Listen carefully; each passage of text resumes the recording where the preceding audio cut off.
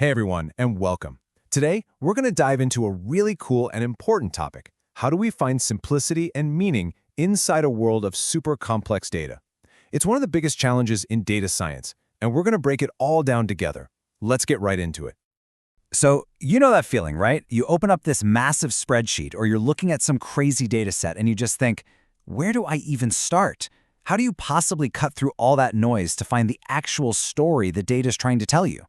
Well, that's the big question we're going to tackle today. And the answer, in one word, is decomposition. Now think of it like this. Imagine you have a really complex machine.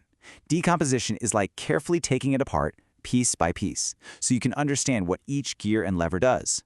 Once you understand the parts, the whole machine makes sense. And in the world of data, this is an incredibly powerful idea.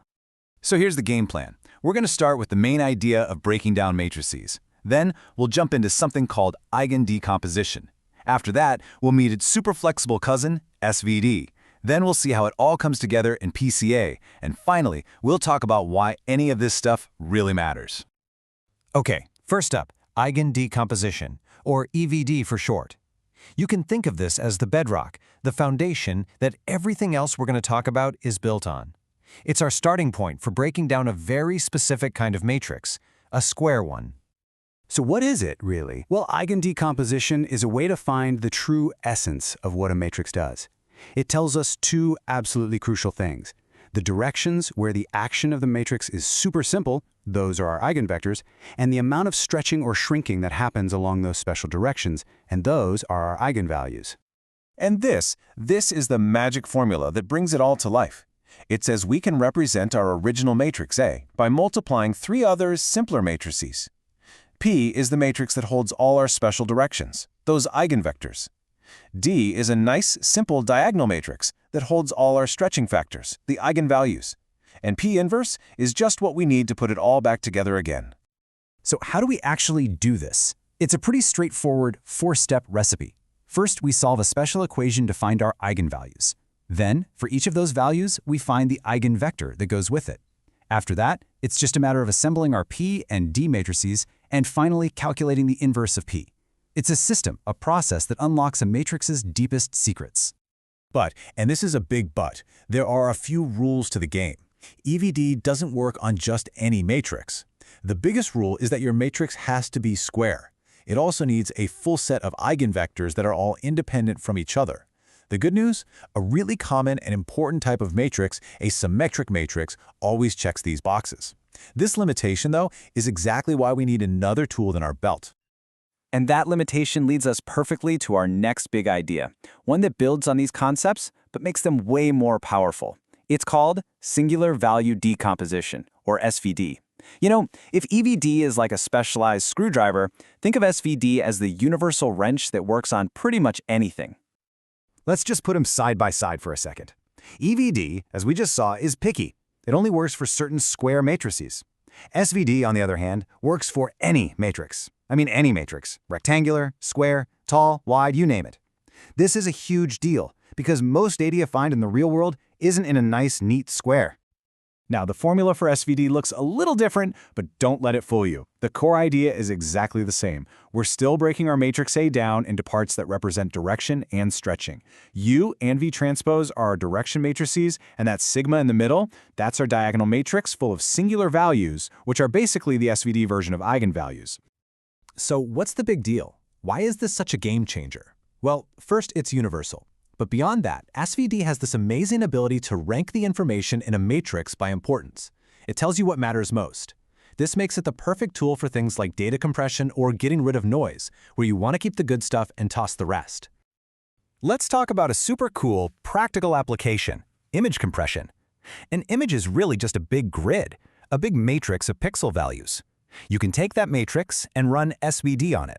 Then, and this is the clever part, you can decide to keep only the top, say, 15 singular values, the most important bits of information. When you reconstruct the image from just those parts, you get something that looks almost identical, but uses way less data. And check this out. This is where it gets really wild. Imagine your image is defined by 640 different singular values. SVD shows us that most of what you actually see is packed into just the first few of those. You can get a fantastic-looking picture with only 100, or maybe even just 20 of them. We're talking about a massive savings in data. It's incredible. All right, so we've got decomposition down. Now let's see how it fuels one of the most famous and useful techniques in all of data science, principal component analysis, or PCA. This is where we take everything we've learned and use it to solve a really common problem. But wait a second. Why do we even need to reduce dimensions in the first place? Well, it all comes down to something with a very dramatic name, the curse of dimensionality. And as dramatic as it sounds, it's a very real problem when your data has too many features or variables. Turns out having too many dimensions is a real headache. Your machine learning models can get confused and start paying attention to random noise instead of the actual signal in the data. That's called overfitting. It also makes all your calculations take forever. And I mean, have you ever tried to draw a graph with 50 axes? It's literally impossible for our brains to picture. So here's the PCA playbook step by step. And here's the key. Look closely at step number 3. Find eigenvalues and eigenvectors of the covariance matrix. See that? PCA is secretly powered by the eigendecomposition we learned about right at the start. It's using it to find the directions in the data that hold the most information. I love this quote because it really nails the core idea of PCA. Why does it look for the directions with the most spread or the most variance? It's simple, because spread is how we measure information. If a feature has the same value for every single data point, it tells you absolutely nothing. But a feature with a lot of spread, that's where the interesting stuff is happening. So what do you get at the end of all this? You get a brand new set of axes for your data, and we call these the principal components. The first one, PC1, is lined up perfectly with the direction of the most information in your data. PC2 is lined up with the next most, and on and on. By keeping just the first few, like PC1 and PC2, you can often capture most of the story of your data in a much simpler picture. Okay, let's take a breath and recap everything we've just put into our data science toolkit today. Because knowing what these tools are is one thing, but knowing when and why to use each one, that's the real key. Here's a quick cheat sheet for you. EVD is our foundation. It's perfect for understanding the math, and it's the engine that makes PCA run.